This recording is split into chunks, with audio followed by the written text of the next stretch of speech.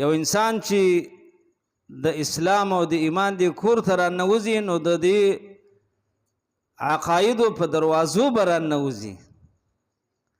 لومبۍ عقیده د توحید ده چې انسان به د الله په باره کې عقیده د توحید ساتي چې الله یو دی، ذات او صفاتو کې شریک نه لري.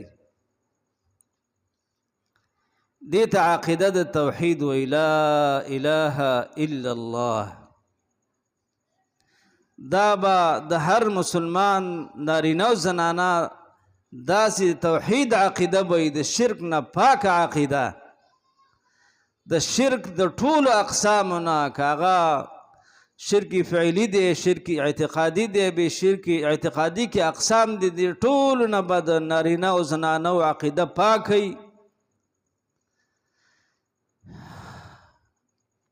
دغسې دویم عقیده هغه د رسالت عقیده ده. د رسالت عقیده څومره پیغمبران چې دنیا ته الله را لېږلي دي، 1,24,000 یا 2 لک د انسانانو د رشد او د هدایت دپاره ستا به د عقیده وي چې دا د الله رب العزت برګزیده او غوره بندگان الله دنیا ته را لېږلي دي، رسولان. د هغوی په باره کې به ستا د عقیده وي چې دا د الله پیغمبران، الله رسولان را لېږلي وو، د الله استازي، د الله پیغامات یې راوړي وو بندګانو ته. د آدم علیه السلام نه واخله تر محمد رسول الله صلی الله علیه وسلم پورې. دې ته عقیده د رسالت وی.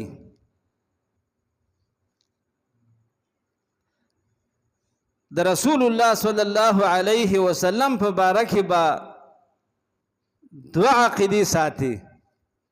یو د رسالت عقیده چې دا د الله رسول او نبی دی، او دویم د ختم نبوت عقیده چې دا آخري نبی دی، دنه پس بل پیغمبر دنیا ته راتلو والا نشته دی. که عیسی علیه السلام ژوندی دی، بر اسمان ته الله خیژولی دی، قیامت ته نږدې به راکوزیږي، هغه به هم د رسول الله صلی الله علیه وسلم د امتی په شکل کې دنیا کې زندگی تیروي، او لا اله الا الله محمد رسول الله کلمه به وایي. نو د نورو پیغمبرانو په باره کې د رسالت عقیده چې دا د الله استازي دي، او د رسول الله په باره کې به دا عقیده وسره چې دا خاتم النبیین دی، د ټولو پیغمبرانو نه وروسته آخري پیغمبر دی، دنه پس بل پیغمبر راتلو والا نشته دی. دغسې د ملایکو په باره کې به عقیده ساتي، د ملایکو په باره کې چې دا د الله مخلوق دی، د نور نه الله پیدا کړي دي، او لا یعصون الله ما امرهم ويفعلون ما یؤمرون.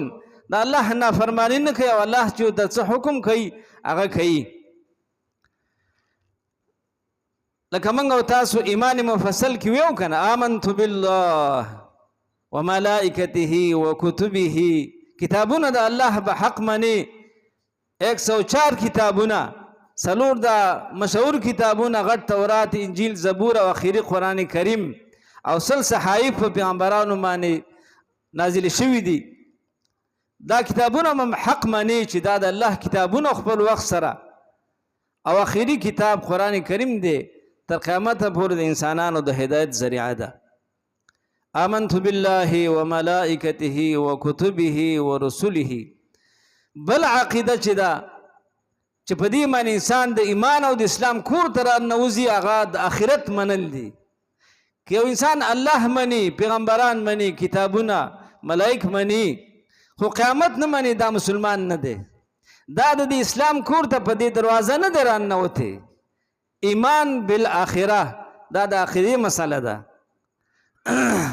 د قیامت ورځ منل، د آخرت د حساب، او دنیا کې چې انسانان عملونه کوي د هغې د نتیجې ورکولو ورځ، چې په دغه ورځ به رزلټ راوځي چې څوک کامیاب دی او څوک ناکام دی. داسې ورځ الله مقرر کړې ده.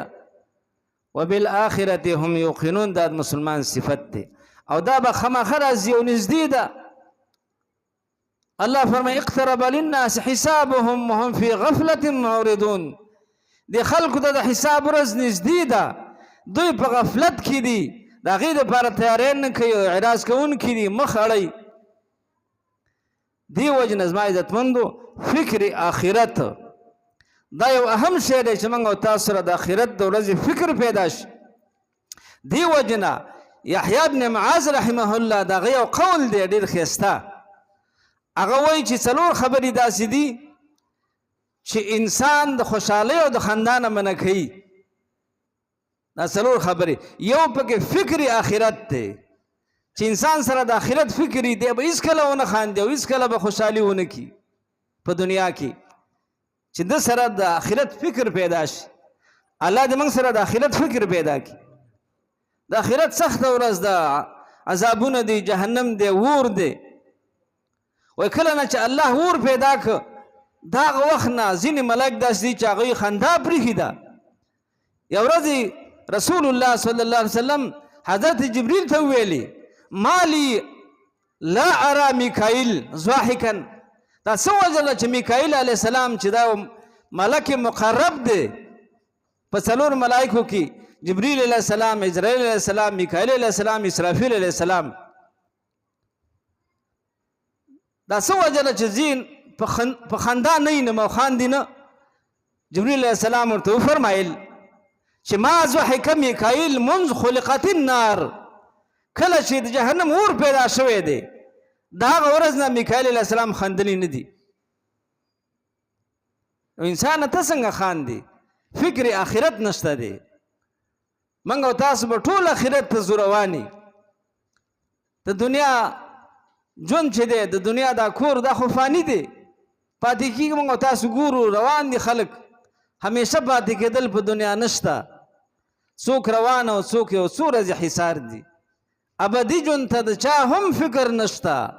هر انسان د عارضي ژوند طلبګار دی. هغه نه ختمېدونکې زندګي د هغې دپاره موږ تیاری ونه کړو، او د دنیا دا فاني زندګي چې د عارضي او څو ورځې دې دپاره شپه ورځ لالهنده. نو د آخرت فکر پکار دی، د هغې دپاره تیاری پکار دی، غفلت نه دی کول پکار. یو شاعر وایي اجهد ولا تکسل ولا تک غافلا. کوشش کوه انسانه، سستی مه کوه، غفلت کې مه پرېوځه. فإن ندامة العقبى لمن يتکاسل. د آخرت او د عقبا پښیمانتیا د هغه چا دپاره ده چې دنیا کې دی سست دی، په مانځه کې هم سست دی، په نورو کارونو کې هم د دین په کارونو کې سستی کوي. د آخرت فکر نشته ورسره، د آخرت دپاره تیاری نه کوي. غافل انسان دی، ځان یې په غفلت کې اچولی دی. دا غفلت یو غټه بیماري ده. الله رب العزت دې موږ او تاسو